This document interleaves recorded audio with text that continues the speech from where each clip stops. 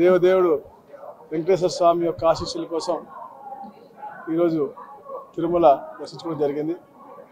ఒక పాజిటివ్ వాతావరణం ఈ రాష్ట్రంలో ఉంది. ప్రతి నెల కూడా ఒక నూతన ఉత్తేజంతో, నూతన పెట్టుబడులతో, భావితరాలకి మంచి సూచికతో ఈ రాష్ట్ర ప్రభుత్వం ముందుకు వెళ్తూ ఉంది.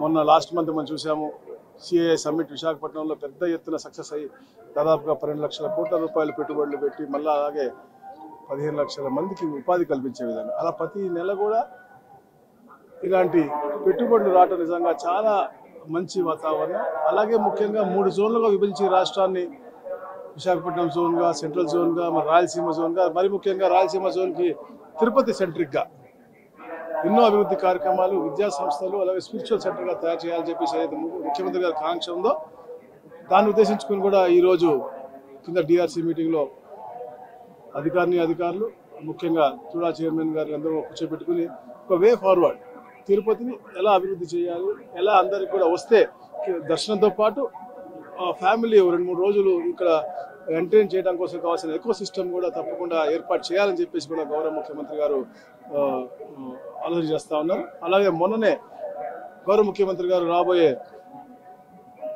వైకుంఠ ఏకాదశి మీద కూడా ఒక సమీక్ష చేశారు. ఎలాంటి ఇబ్బంది ఉండకుండా ప్రజలకు, ఎందుకంటే ఆఫ్లైన్ కాకుండా ఆన్లైన్లో 3 రోజుల కోసం 24 లక్షల మంది అప్లై చేశారు కాబట్టి మళ్ళీ దాన్ని బిడ్డు తీయాలి కాబట్టి, అంటే ఎక్కడ కూడా ఎలాంటి అవాంఛనీయ సంఘటనలు జరగకుండా అందరూ కూడా ప్రశాంతంగా ఉండాలి, అలాగే ఈ రాష్ట్రం సుభిక్షంగా ఉండాలని చెప్పేసి కూడా వెంకటేశ్వర స్వామిని కోరుకోవడం జరిగింది. Thank you. చరిత్ర సృష్టించినోడు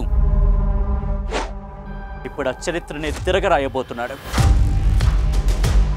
అబద్ధాల గోడల్ని బద్దలు కొట్టి నిజాలను రాగా మీ ముందుంచబోతున్నాడు.